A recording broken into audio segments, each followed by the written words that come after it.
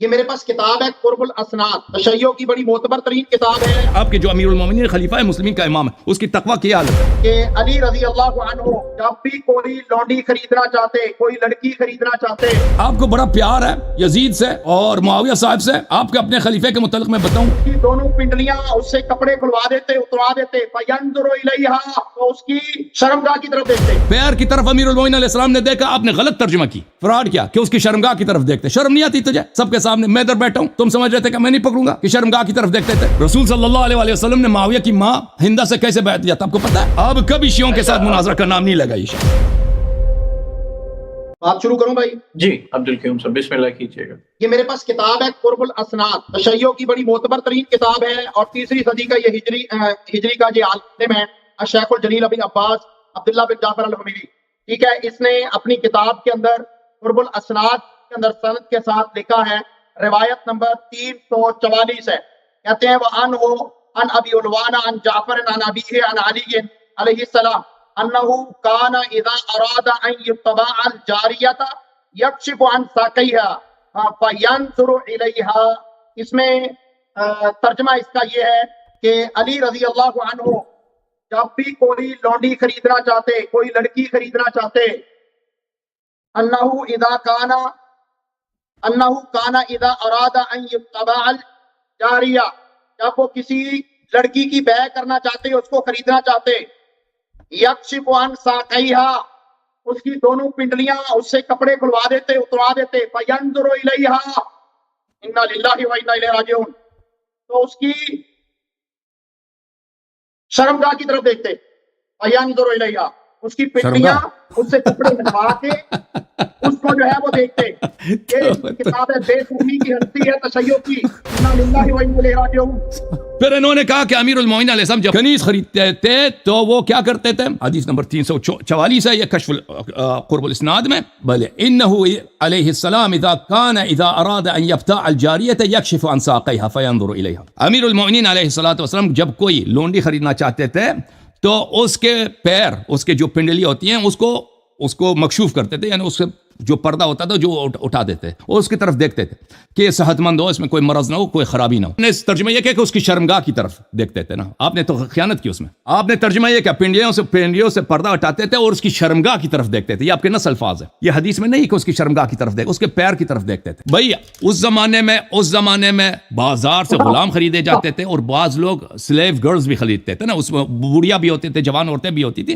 تو یہ شریعت کا حکم ہے کہ اگر آپ اس زمانے میں اگر کوئی چیز مال خریدتے ہیں تو آپ کو حق ہے کہ اس کو چیک کر۔ یہ حق نہیں ہے کہ بھئی اس کی شرمگاہ کو دیکھو، نہیں، اس کے پیر اور اس کے چہرے کو دیکھ سکتے ہو کہ بھئی یہ صحت مند ہے، یہ کوئی کمزور نہ ہو، یہ میرے ساتھ کوئی فراڈ نہ ہو، اس کا پیر مثلا ایسا نہ ہو کہ یہ کوئی اس میں کوئی ایسی بات ہو کہ گھر میں لاتے ہیں کام نہیں کر سکتی نا۔ تو یہ سب مسلمانوں کے لیے ایک حکم ہے۔ لیکن میں آپ کو بتاتا ہوں کہ آپ کے اپنے خلیفے کے ہاں کیا ہوتا تھا۔ آپ کے خلیفے کے ہاں کیا ہوتا تھا؟ امیر المومنین علیہ السلام امام تھے، وہ دوسرے مسلمانوں کے لیے حکم بتانا بھی ان کو ضروری تھا کہ تم اگر بازار سے کوئی کنیز خریدتے ہو تو کس حد تک تم چیک کر سکتے ہو، یعنی چہرہ دیکھ سکتے ہو، چہرہ دیکھ سکتے ہو اور پیر دیکھ سکتے ہو، اس سے زیادہ نہیں دیکھ سکتے۔ یہ بتانا ان کے لیے ضروری ہے، ٹھیک ہے، اور اس میں کوئی حرمت بھی نہیں ہے۔ سب فریقین نے اجماع کیا کہ النظرۃ الاولی لک والنظرۃ الثانیہ علیک، پہلی بات آپ نامحرم کی طرف دیکھتے ہیں تو آپ کے لیے جائز ہے، دوسری طرف دیکھنا حرام ہے۔ یہ تو فریقین کا یہ حدیث کافی مشہور ہے۔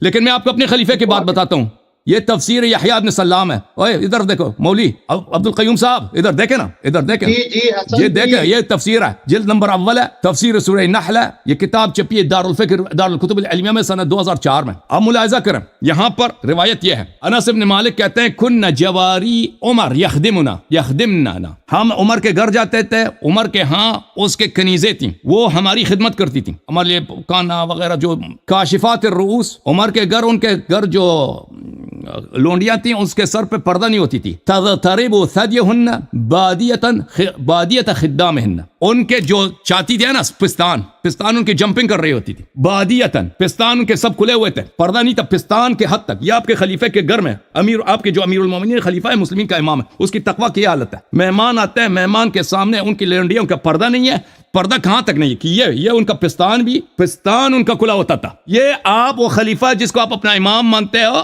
ٹھیک ہے نا، پیر کی طرف امیر المومنین علیہ السلام نے دیکھا، آپ نے غلط ترجمہ کی، فراڈ کیا کہ اس کی شرمگاہ کی طرف دیکھتے. شرم نہیں آتی تجھے؟ سب کے سامنے میں ادھر بیٹھا ہوں, تم سمجھ رہے تھے کہ میں نہیں پکڑوں گا, کہ شرمگاہ کی طرف دیکھتے تھے. وہ پنڈلی کی طرف دیکھا, آپ نے اس کا ترجمہ کیا کہ وہ پنڈلی کو ننگا کر کے شرمگاہ کی طرف دیکھتے تھے. آپ نے یہ ترجمہ کیا, قیوم کو شرم بھی کیا کرو. اب اپنے خلیفہ کی طرف دیکھو کہ اس کے گھر میں کیا ہوتا تھا, مہمان آتے تھے, اور اب وہ خلیفہ تھا, اس کے پاس بہت لوگ آتے تھے نا خدمت کے لیے. کیا تھا اس کے پاس خدمت کے لیے؟ اس کے پاس لونڈی آتی ہیں, کنیزیں. سر تو ننگا ہوا تو الگ بات ہے, چلے. سینہ کیوں چاک ہے, سینہ کیوں کھلا؟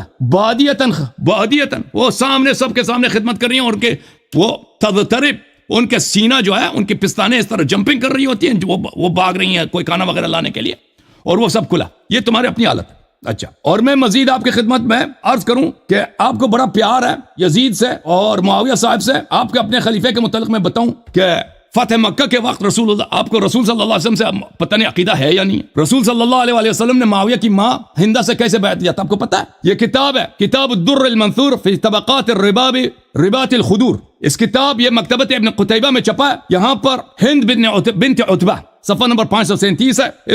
اس کے متعلق ہے کہ رسول اللہ صلی اللہ علیہ وسلم نے جب اس سے بیعت لیا تھا, کس بات پہ بیعت لیا تھا؟ اچھا, بیعت لیا تھا اللہ تشرکنا باللہ اور فلان اور فلان. اس پتہ چلا کہ پھر وہ ہندہ آئی ہے تو پتہ وقال لا تزنینا, ہندہ سے رسول صلی اللہ علیہ وسلم نے شرک نہ کرنے پہ بیعت لیا, چوری نہ کرنے پہ بیعت لیا. یہ آپ کی معاویہ کی ماں ہے. اور کس بات پہ؟ یہ تزنینا, اور اس بات کا مجھے وعدہ کرو کہ اب اس کے بعد تم کبھی زنا نہیں کرو گی. یہ رسول اللہ صلی اللہ علیہ وسلم نے معاویہ کی ماں سے بیعت لیا تھا. اور میں آپ کو ایک شعر دکھاتا ہوں. ایک شعر ہے حسان ابن ثابت, رسول صلی اللہ علیہ وسلم کے شاعر ہیں. تاریخ تبری ہے, تاریخ تبری میں جلد نمبر 2 ہے. عمر بن الخطاب نے دیکھا کہ احد کے مقام پر, جنگ احد میں, ہند جو ہے ابی سفیان کی زوجہ معاویہ کی ماں پہاڑی پہ کھڑی ہو کے وہاں سے وہ تانے دے رہی ہے, گالی دے رہے پیغمبر کو صلی اللہ علیہ وسلم کو. تو عمر بن الخطاب نے کہا کہ حسان سے کہا کہ ایک شعر کہہ دو اس کے لیے, تم اس کا مقابلہ کرو اس شعر سے. تو وہ قصیدہ ہے حسان یہجو ہندہ. حسان کا قصیدہ ہے ہند کے لیے, معاویہ کی ماں کے لیے. تاریخ تبری ہے. اور حسان ابن ثابت شیعہ بھی نہیں تھا, یہ غزوہ خلافت کے بعد خلافہ کے ساتھ مائل بھی تھا. وَنَسِيتَ فَاحِشَةً أَتِيتَ بِهَا يَا هِنْدُ وَيْحَكِي صَبَّةَ الدَّهْرِ. اے ہند, تو نے جو فاحشہ فعل انجام دیا وہ بھول گئی ہے تو, وَيْلَكِ, تجھ پہ لعنت ہو, اے پورے دنیا کا شرم تجھ پہ. پر اس کیا کہتی ہے؟ رغم الولائد انها ولدت ولدا صغیرا کان من احری. احر عربی زبان میں زنا کو بولتے ہیں. شیخ صاحب ادھر دیکھو, معاویہ پہ فخر کرتے ہو, یزید پہ فخر کرتے ہو نا آن لائن, اب یاد رکھ لینا کہ حسان ابن ثابت نے سب رسول صلی اللہ علیہ وسلم کے بارگاہ میں احد کے میدان میں یہ ہند سے کہا کہ سب لوگ جانتے ہیں کہ تو نے ایک بچے کو پیدا کیا تھا, وہ چھوٹا سا بچہ تھا, اس کو تو نے زنا سے پیدا کیا ہے. کان من, یہ واضح صحابی رسول صلی اللہ علیہ وسلم ہے, شاعر نبی صلی اللہ علیہ وسلم ہے. عمر بن الخطاب نے فرمائش کی کہ شعر پڑھو. رسول صلی اللہ علیہ وسلم کے سامنے اس نے کہہ دیا کہ ہند جو ہے زانیہ. اور پھر میں نے یہ بھی دکھا دیا کہ رسول صلی اللہ علیہ وسلم نے ہند سے, معاویہ کی ماں سے اسی بات پہ بیعت لیا تھا کہ تو اب کبھی زنا نہیں دے گی. ٹھیک ہے نا, ماشاءاللہ سبحان اللہ. اب جواب دینا, اب کبھی شیعوں کے ساتھ مناظرہ کا نام نہیں لگا یہ شخص. جواب دینا کہ امیر المومنین علیہ السلام نے کنیز کے پیر کی طرف دیکھا, یہ کہہ رہا کہ انہوں نے کیا دیکھا؟ ان کی شرمگاہ کی طرف دیکھا. طبیعت صاف ہو گئی ان کی نہیں ہوئی. قیوم صاحب, عبدالقیوم صاحب, جوم جاؤ, پرواز کرو, کیوں فخر سے سر اٹھا, کیونکہ اللہ تعالیٰ نے تمہیں انتخاب کیا. صراط حق پر صرف تم ہو, صراط ایمان پر صرف کیا, کیونکہ اللہ تعالیٰ نے تمہیں انتخاب کیا. صراط حق پر صرف تم ہو, صراط ایمان پر صرف